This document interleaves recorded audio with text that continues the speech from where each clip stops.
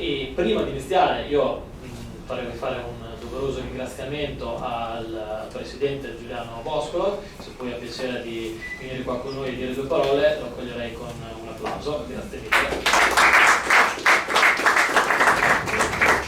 Buongiorno a tutti, grazie per la vostra presenza e ringrazio tanto Titanca SPA, che è il leader in Italia di sistemi telematici digitali. Con Titanca abbiamo degli ottimi rapporti di collaborazione sia come associazione albergatori che come associazione giocatori, in collaborazione anche con Cisa Camping, che ho visto anche alcuni dei rappresentanti.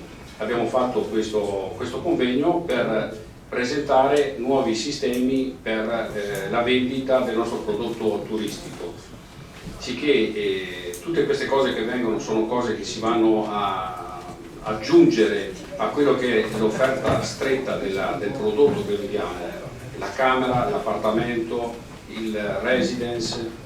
Non possiamo più rimanere stretti su questo piccolo prodotto, ma avere un'aggiunta complessiva di altri servizi. Altri servizi cosa vuol dire? Vuol dire tutte quelle cose che ci girano attorno al mondo del turismo, escursioni, le cose da visitare, eccetera, eccetera. Questo ci porta più redditività alla nostra azienda, alla nostra attività.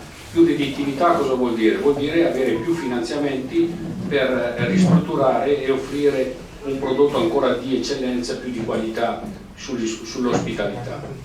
Sicché ben venga questo tipo di incontri e tutti insieme ci dovremo anche scambiare dei pareri, delle idee di cosa si pensa anche il futuro delle nostre strutture, sia alberghiere ma anche extra alberghiere, residence, appartamenti, tutto quello che viene dietro, perché tutti insieme siamo una grande famiglia e cresciamo tutti insieme. Questo è molto importante per noi, per un futuro turistico della nostra località. Grazie.